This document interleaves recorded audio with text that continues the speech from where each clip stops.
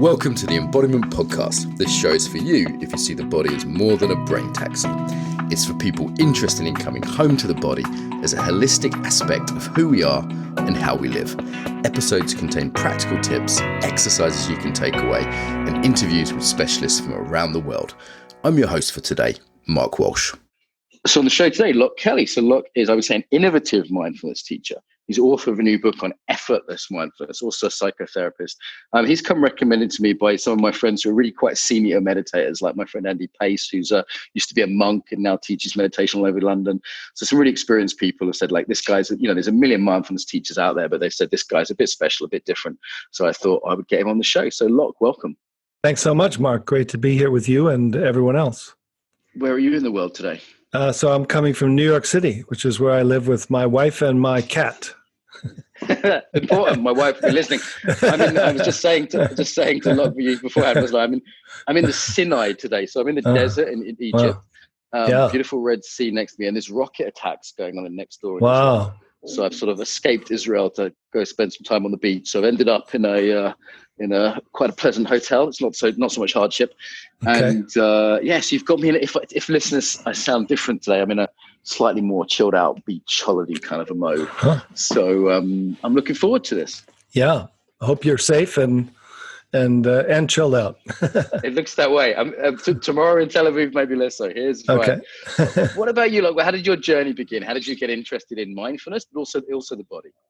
Yes. So, well, I would say, like all of us, if I looked back, I see that there were moments of shifts of consciousness as a young kid that I didn't know what they were.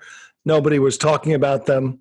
I can even remember riding on a bus, looking out of a window at a beautiful day and kind of dropping into this kind of feeling of interconnectedness and thinking to myself, oh, this is what adults must talk about, when they're by themselves, and then realize later on it's not what they're talking about. But probably the first experience, especially related to body, about how I got into what I now call effortless mindfulness embodied, is when I was a 14-year-old kid. I had some ADD and some dyslexia. So I knew I was smart, but I often had difficulty getting words out onto paper. So school was a little bit, of a struggle at times. But when I played music and sports, I seemed to feel very connected. And I remember watching a sportscaster who said that the person has eyes in the back of his head. Mm-hmm. And I thought, oh, well, I kind of know what that means. What does that mean? Let me try. And I started to try to see behind me, and I thought, no, that's not it at all, is it? And what I did is I opened my awareness around so that my peripheral vision opened, and then I kind of continued to open awareness around 360 degrees to this kind of spacious view, and then I dropped into my body, and I felt like a cat. And I thought, oh, this is what they call the zone, or being in a flow state. And the interesting thing was that then I went and started playing sports and intentionally shifting my consciousness from this small, separate sense of self into this flow consciousness.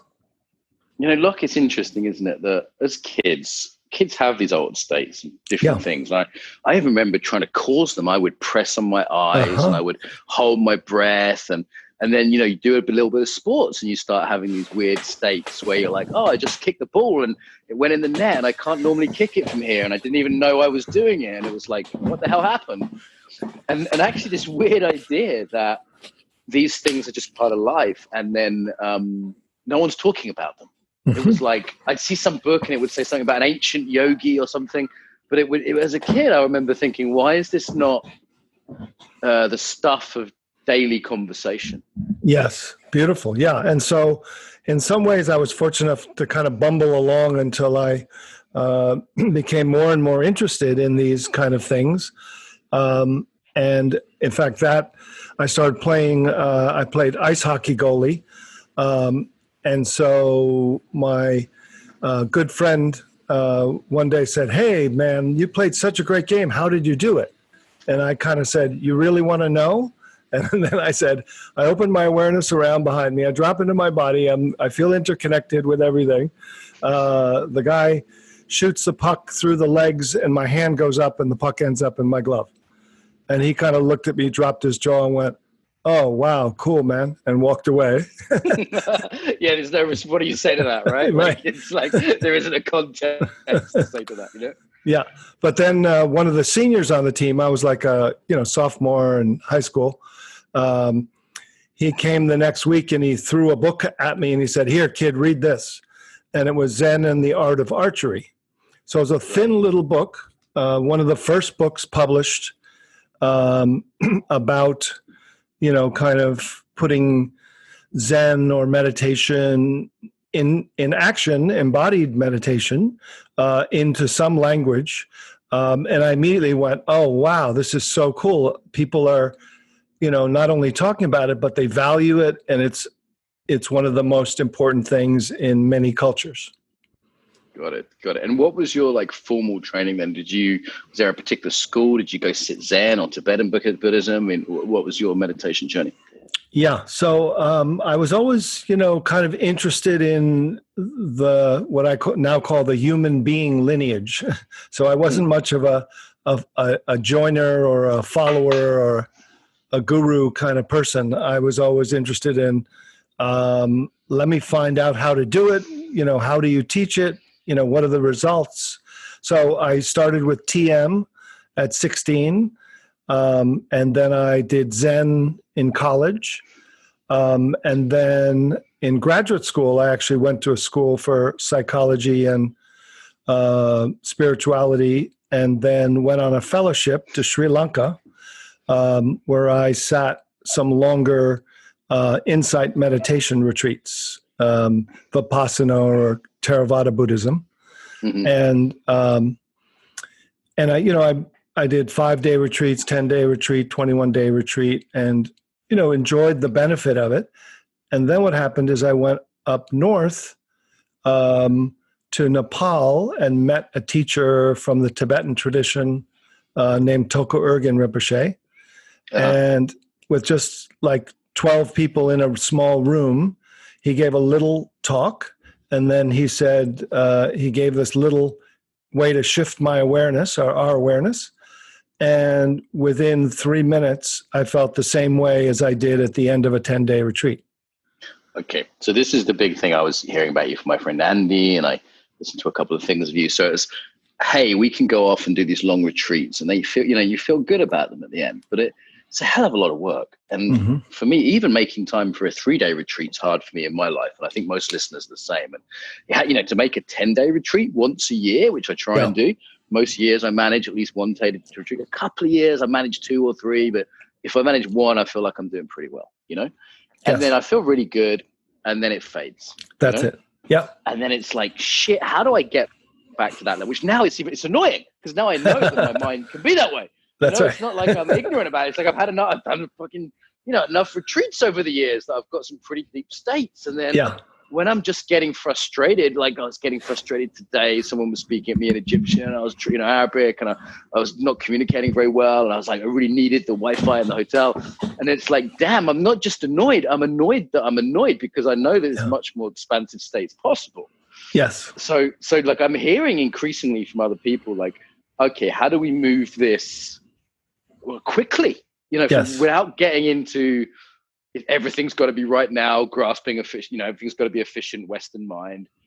Surely there's a better way of doing this than 20 years of 10-day retreats 5 times a year. Surely. That's right. Yeah. So the gradual path, which is in most traditions, and then in most traditions, there's what's called the direct path. And the direct path is, rather than just sitting and waiting for all the chattering mind to calm down, you begin to feel that your mind is like a cloud, and that you can actually open your awareness out of the cloud into the sky, then be aware that you're equally the sky as the cloud, and then be aware from the sky back to include the embodied experience of the cloud and the sky. So it's rather than kind of sitting and waiting, there's a way to shift awareness and have it return home to this, what's called non-dual awareness, which is awareness and energy, or awareness and interconnected presence, which is embodied and open-hearted. And, the premise from the direct school is that the awakening that we're seeking is already here within us, that it doesn't have to be created or developed, that it just has to be uncovered or discovered or returned to or shifted into.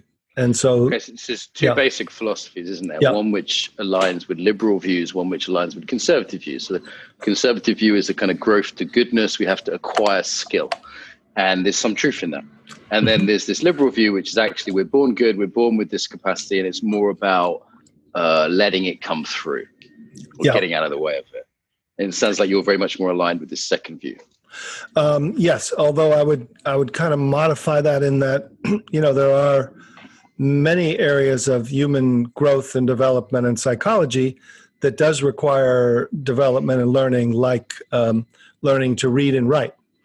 Or learning, ethical, how to play well with others, those kind of things.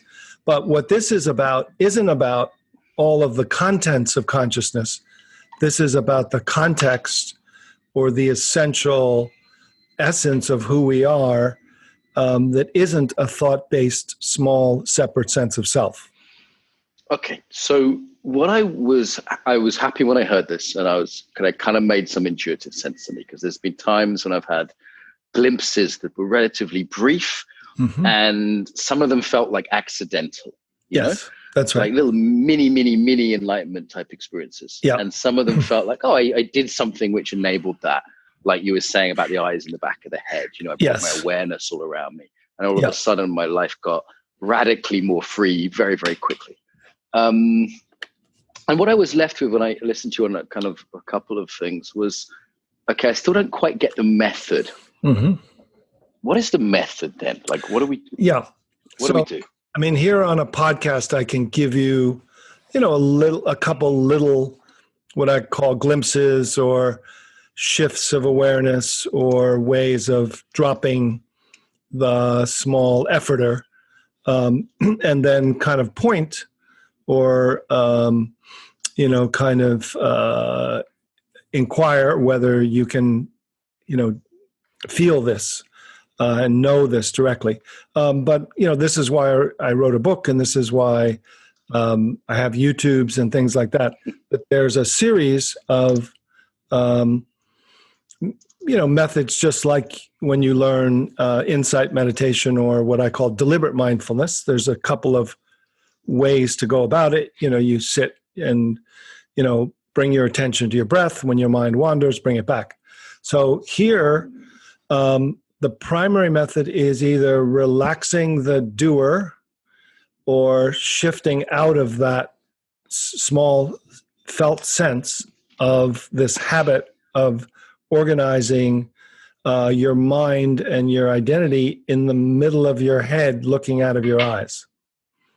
And by actually not using attention, but actually using awareness, which is a subtler dimension, you open awareness out into the more spacious open sky, and then within a few minutes or a few tries, you can be aware from the spacious awareness back to include thoughts, feelings, and sensations. So the method is unhooking awareness from the thinker and having it return to this more awake consciousness, which is what all these awakening traditions describe as the felt sense or the markers of moving from small, separate sense of self to open, spacious, interconnected, embodied, loving sense of presence that is actually more like a flow state or a being in the zone. So it's optimally functioning. It's not just a passive meditation state. Got it. Okay, this sounds like one of those things that's in the tasting rather than the explaining. That's it. So, yeah. like, let's give people a taste then. I mean, Sure. obviously people may be like walking or driving cars, so we might want to give a few safety instructions first. Sure. But like, I'm just sitting here in my hotel room. It's kind of a pleasant evening. I'm good to, give the non-doing a go. Okay. Yeah. All right. So we'll do a couple short ones. So one way to do it is to begin by just feeling a normal sense of the way we organize our sense of self or our consciousness, which many people don't even ever look at because we're looking from it. So even in basic mindfulness or deliberate mindfulness, you bring your attention to your breath or you focus on your breath. So the feeling that we're going to start with is actually, where is the focuser? Where are you focusing from? What does that feel like? Where are you hearing from right now? Where are you hearing? If you really feel into the location of the hearer or the focuser, you'll usually feel that it's somewhere in the middle of your head, behind your eyes, yeah? Okay. So then just start with that. So that is the felt sense of awareness that's identified with thinking. So all we're going to do now is somehow, I'm just going to ask your awareness to unhook from thinking and move to seeing. And then I'm going to ask your awareness, if it will move from seeing to hearing, and then ask awareness to move to the space in the room, and then be aware from the spacious awareness back to include everything. So that's the description, and then here we can just try it. So the curious thing is, you're not doing it from an effort or from an ego, from attention. I'm actually talking to the awake consciousness, which can move from being identified to simply moving awareness. So just, no big deal. You may not understand how you're going to do it, but just try through letting awareness move itself. So let's say you feel that feeling of listening to the instructions and feel awareness is identified with thinking, and then just let awareness unhook and move from thinking to seeing.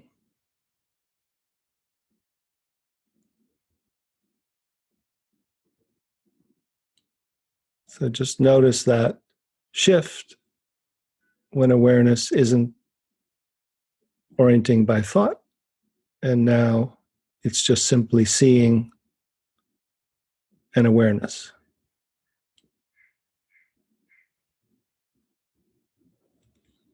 And then just as awareness has now merged with another sense of seeing, feel that awareness can move from seeing to hearing at your ears.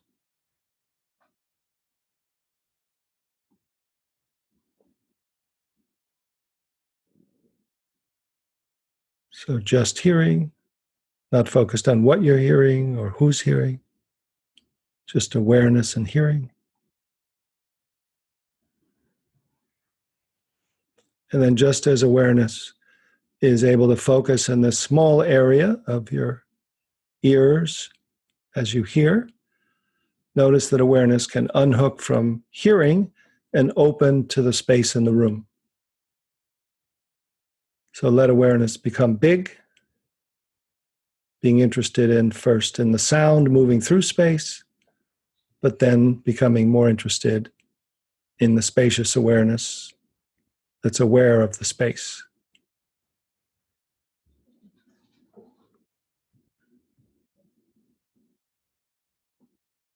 And just see, moving at the speed of awareness, see how comfortable and how far the awareness, is there a limit to this field of awareness? And then curiously, just inquiring and looking with awareness, are you aware of the spacious awareness? Or what's it like when you're aware from that spacious awareness, from that field of awareness that's equally outside and within, that's aware of thoughts, feelings, sensations, and your breath from all around and within, so that you've dropped from head to heart space as the contact with your body, every cell in your body. So you're open and embodied, present, without orienting to thought, and just notice what's this feeling of being that's here and alert, interconnected, and yet doesn't have to form a small manager in your head to be.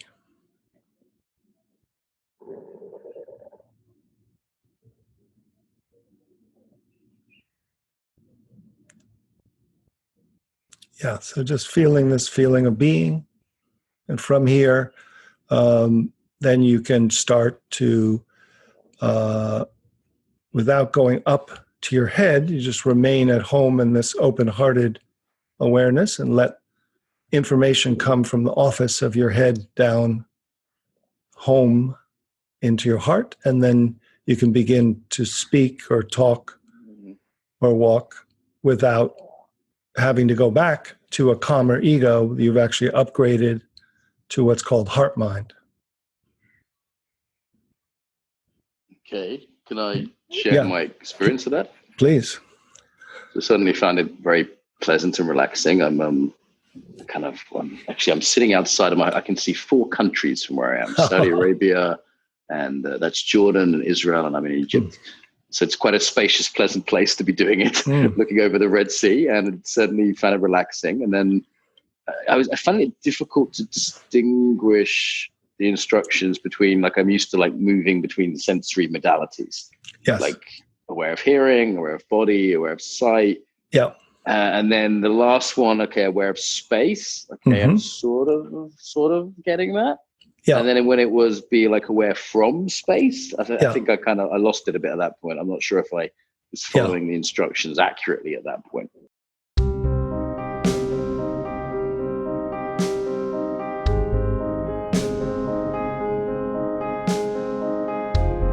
Quick interruption to tell you about my book, Embodiment.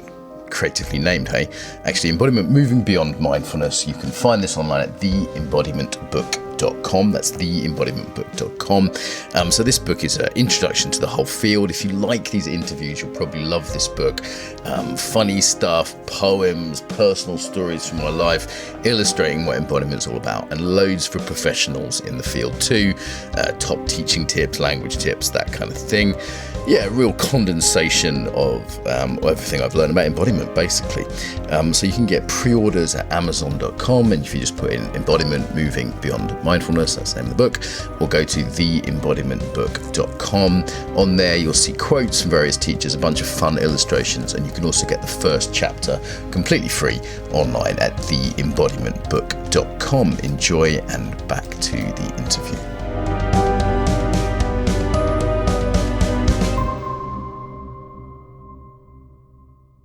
Yeah. So this idea of unhooking, I'm still not quite sure what that means, you know? Yeah. So the feeling is that you could be aware of your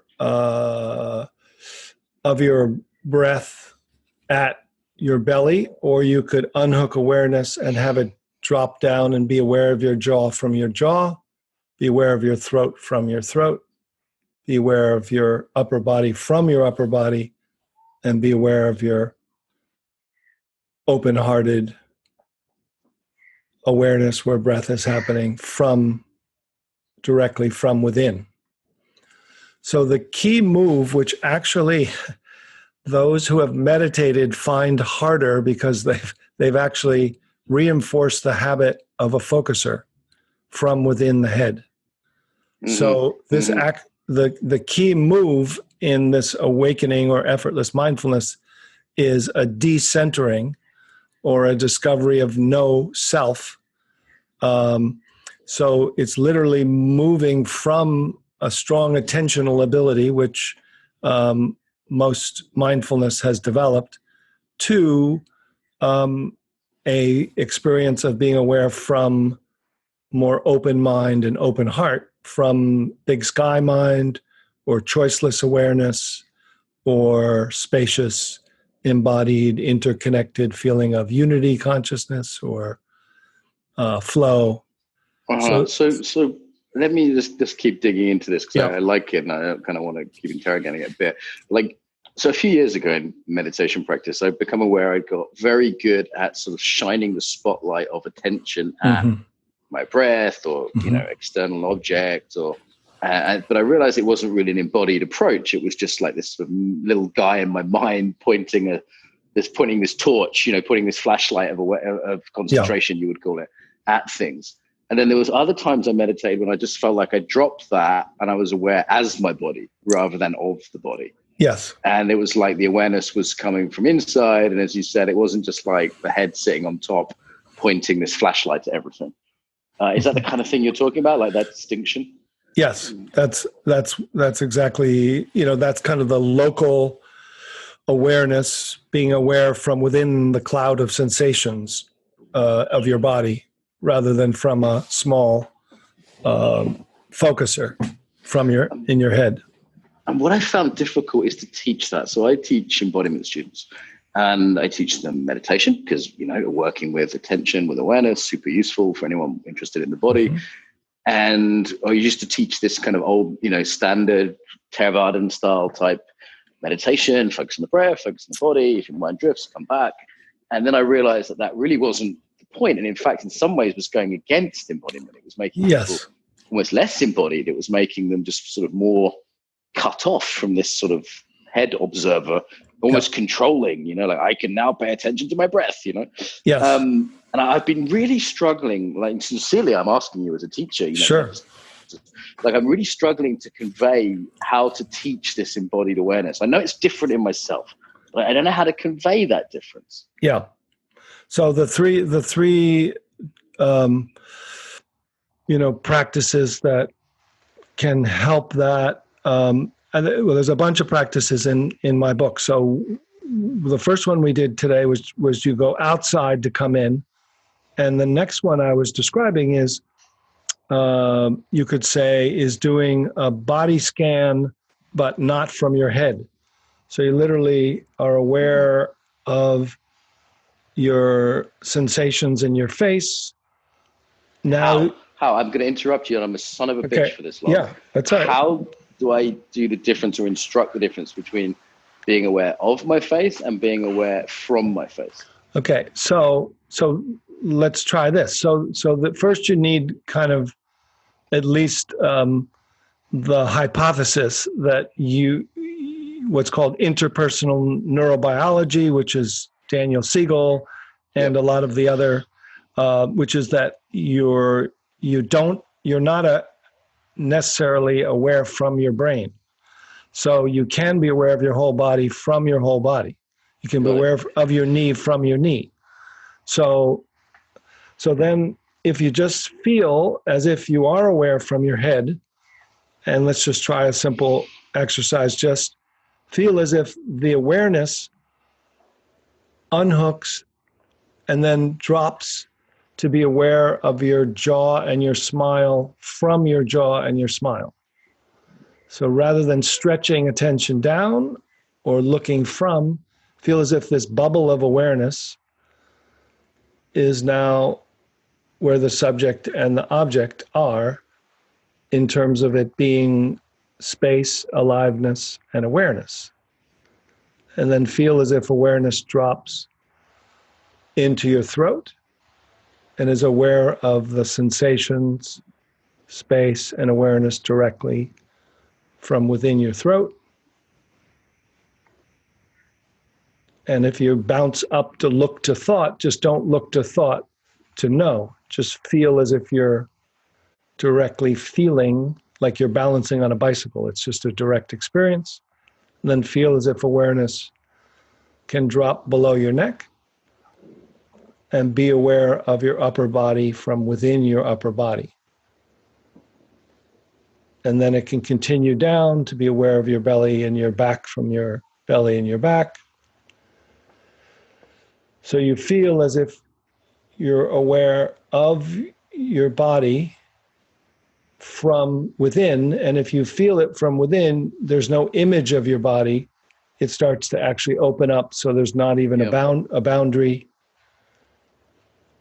And now you become more spacious. So now you can be aware, oh, the contents feel like effervescent aliveness. But now start being interested in, all right, so I feel the energy, sensation, but now let me feel, where am I aware of that from? What's the awareness like? Where's that happening? And now you'll start to feel it open and be more boundless and within. Yeah? You notice that? Yeah, I mean, again, I'm left with this. I get the difference in experience that I'd say that traditional Theravada style meditation is moving the object of meditation, but this is moving the subject and the object. Exactly. Is that a fair summary? Yeah. Yep. And I'm still left with and I get it as an experience, and it's almost sort of, it's hard because like a lot of things in meditation, we try and do it, the less it happens, right? There's a sort of letting go quality, but then one's in the realm of metaphor rather than instruction. And I'm wondering if there is an accurate set of instructions for this. Yes, there is. It's obviously this is the first time you've done it, and you're also so trained in the other but I usually get in an hour and a half by doing 5 different exercises. 8 out of 10 of people in the room get it. Mm-hmm. So it's, and I've had an experience of this before, but I'm going, how do I, as you say, because you're not really giving, I'm right on my learning edge here, which is not sort of typical for a podcast hosting experience, but it feels the most real thing to be doing. Yeah. I'm trying to get to maybe it isn't a set of instructions. As you say, you call them pointing out, don't you? Yes. I think it's something maybe a little bit less direct than just here. I can give you an instruction about how to get from my room to the lobby. Right. But I think it's a bit less direct than that, isn't it? It's a little bit more like this is the territory, and then it is and it isn't. Here's the thing that is the strange thing is that I'm not talking to you, the doer or the meditator, right, that can do other instructions, that keeps referring back to thought or checks with thought to see whether it's doing it right. So I'm talking to awareness itself, which is the awake consciousness. It can move itself. It can understand. It can open and be aware of space, and it can be aware from space. And when you get a feel for that,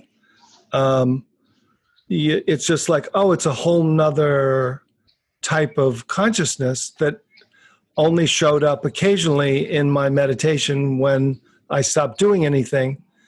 But it's not just a passive experience. It actually has intentionality.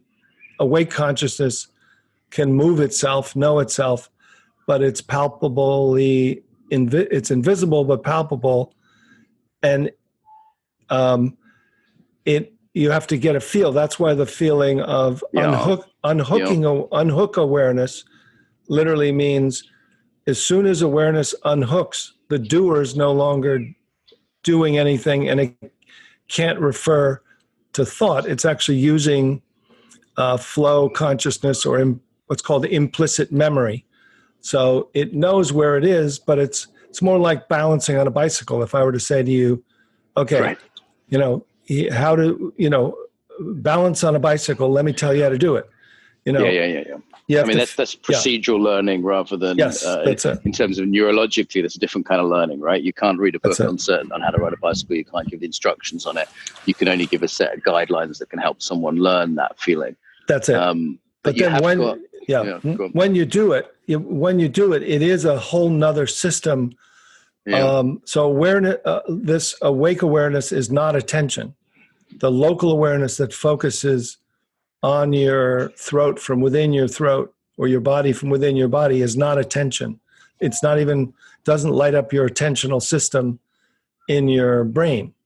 It lights up your whole balanced neural network that feels like it's what embodiment feels like. I taught this to somebody who was a woman who was a Russian classical trained ballet dancer, and then she was a yoga teacher, and she just started crying. She said, I'm feeling my body directly from within for the first time in my life. Yeah, ballet dancers, the Russian system is horribly dissociating. Yeah. It's brutal. A lot of yoga. Yeah. Okay, I'm watching the sunset over the Red Sea. So you can't make me enlightened in Sinai under these conditions. Right. Look, this is ideal conditions now. And it strikes me that on meditation retreats, there's a place where you can actually go to this point where after sort of 7 days or 10 days, you sort of give up and say fuck it, and there's a sort of dropping of all that trying because you're just doing it all day long. And at a certain point where you go into this accidentally, almost through like concentration exhaustion or something, That's right. It's almost like a koan method where you're trying so hard that you eventually realize you can't do it with the doer. So what this is doing is this glimpse method, or more of an inquiry method, is realizing, okay, the doer can't do it. And I learned it basically by reverse engineering it. Once I got to that place, then I thought, okay, so now that the trier's not here, and am I aware, but am I aware from, where am I aware from? And can I focus on something like my knee? What does my knee feel like from here? And it's like, oh, it feels like it's not separate. I'm aware from everywhere and from directly within my knee, as if there's one field of unity consciousness, that the embodiment feels like I'm connected to all of nature and everybody in the room, and I feel safe. I feel I could respond like a Tai Chi master if something dangerous happened, but it's trying to bypass that need to go 10 days by saying there's a way to let go of the trier. So let's try this. This is just a very simple little inquiry. So the third one, because you talked about 3 methods. Yes. Right? Yeah. So this is a third one. One method you go outside. One method you kind of go in first, and this one you just kind of try to go right at the doer and show that it's just a pattern.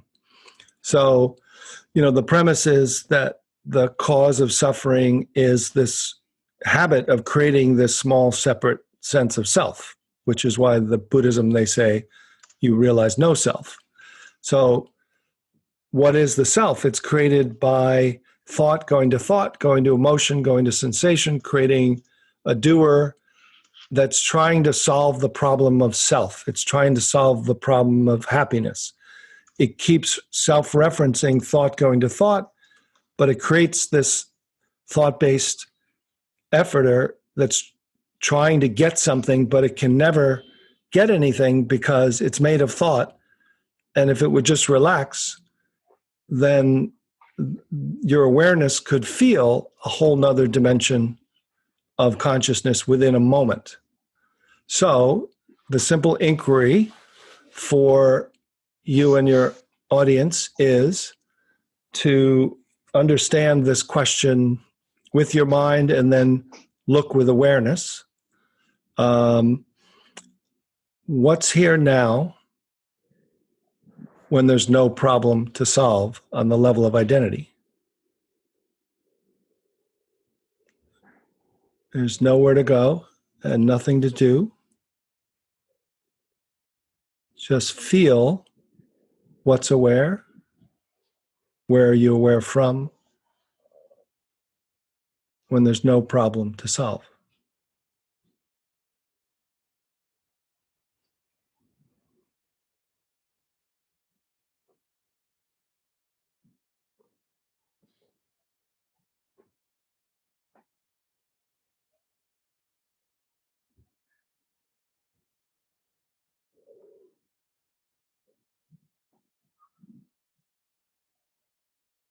Mm-hmm.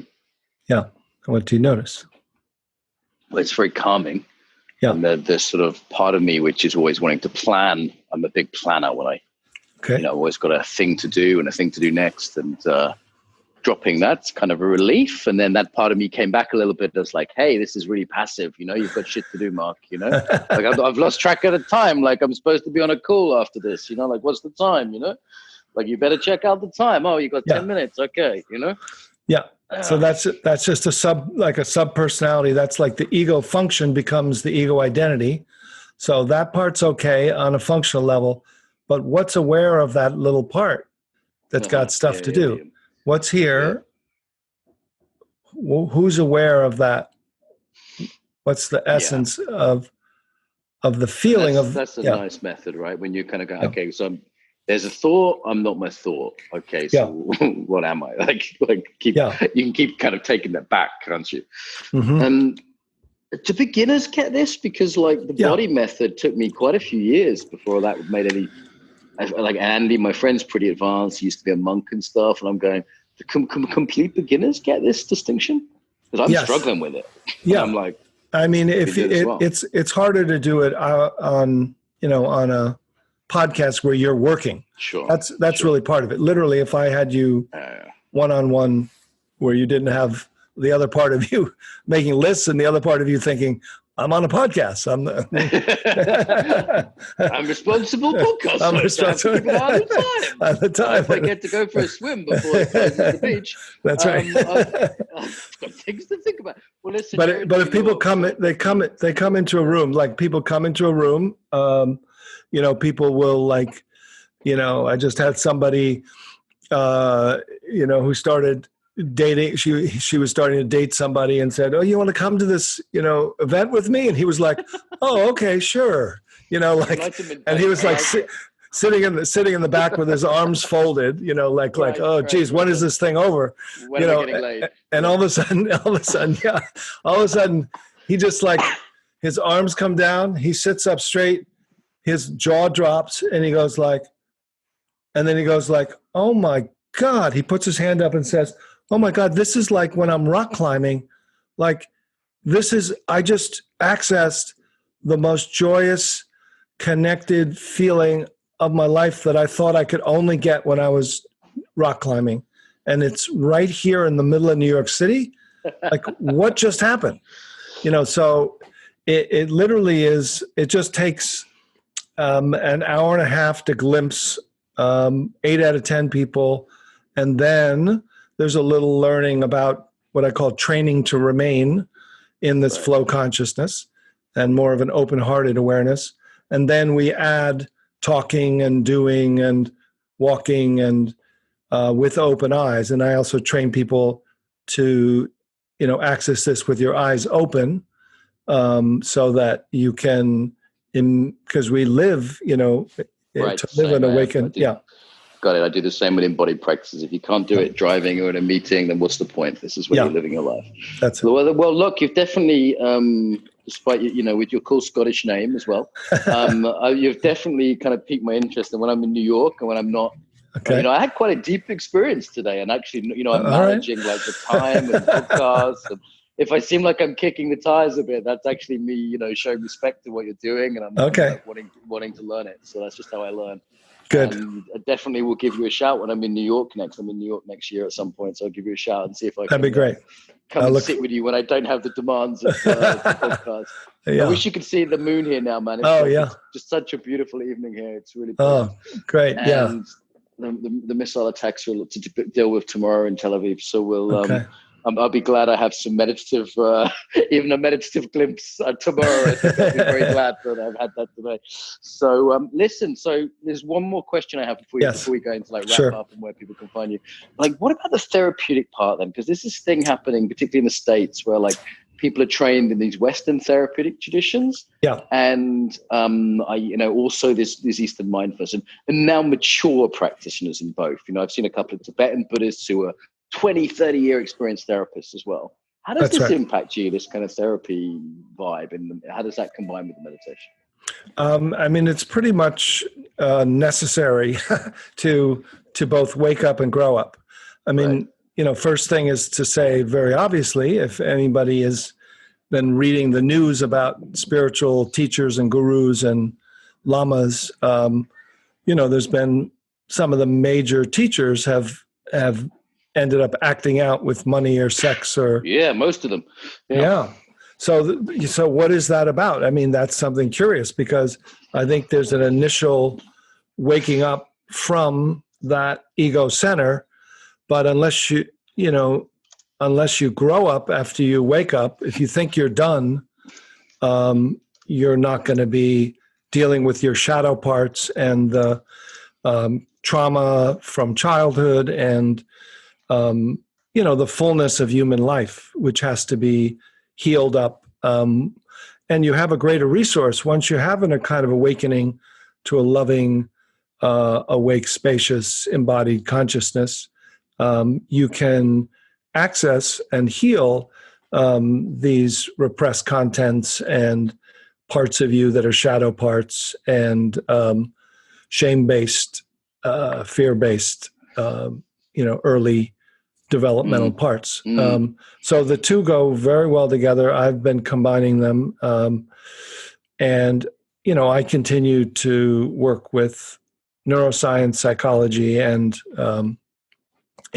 wisdom traditions to have just a joyous life, and to be willing, the joy of going and finding a pre-verbal place of terror that you haven't dealt with, and then being willing to be there and kind of feel the grief of it as it releases and liberates and kind of returns the energy of life to you. It just brings your body so much more freedom and energy, and it's quite amazing, worth every second of it. Good. I like this. I like you. I'm definitely going to look into it more. and people can go to lochkelly.org, and your name is spelled the Scottish way. That's right. Not like Loch in Kiwi. It says Loch for Harry, right? Yes. Kelly, Kelly, just one E. Yeah. This is like the most Scotch-Irish name ever. lochkelly.org, right? That's where people find you. That's right. Anywhere else they should be looking to find your stuff? I have a YouTube channel, and they can find me in a bookstore or Amazon or something for my books. But otherwise, everything's on my website. There it is. Boom. If there's an audio version of this book, I'm totally going to get it. Yeah. I'm going to be in airport lounges doing this for the next 2 months, I think. Okay. Look, this is good stuff. Do you have a closing message about the body? Yes. That being embodied is really feeling your body from within and feeling connected to everybody. Beautiful. Thank you for joining us. Okay. Thank you so much, Mark. Great to meet you. Some ways to get more, to give back, and to get more involved now. So the biggest request I have would be to share the podcast with your friends, people that you think would really enjoy it. Email it to them, put it on your social media, tell them about it, old school. Really appreciate that. Equally, if you want to support us financially, you can go to Patreon. That's patreon.com/embodiment podcast and give us $1 an episode. And I'd say they're well worth $1. So that's less than £1 if you're in UK-ish. So yeah, please go there. On the embodifacilitator.com website is where this is hosted. If you're, most people I think listen to for iTunes. iTunes, we'd certainly appreciate a review. The way iTunes works means that a review means more people will find it. iTunes regards it as more important for searches. So even a couple of sentences review really does help as a little thank you to us. And if you want to go to embodifacilitator.com, you can see the actual, links to the sites. There's comments on there. The Facebook group tends to be where people discuss things. So if you go to put in the Embodiment podcast into Facebook, there's a page which is relatively quiet and a group which does have some discussion on. So I will reply to things personally there. So also on embodifacilitator.com website, there's all sorts of freebies there. There's videos, there's free ebooks, there's ebooks you can buy. And of course, there's our newsletter list. If you want to stay in touch and learn about things like the Embodied Facilitator course and our next Embodied Yoga Principles teacher training, then go to that website and you'll see a little pop-up and you can get the newsletter through there. Okay, so I think they're the main ones. Tell your friends, pay us some money on Patreon, give us a review on iTunes, send us your email if you want to be on the newsletter list, and get involved on the Facebook there. Bit long. Pick whatever you like that works for you. Until next time, welcome home to the body.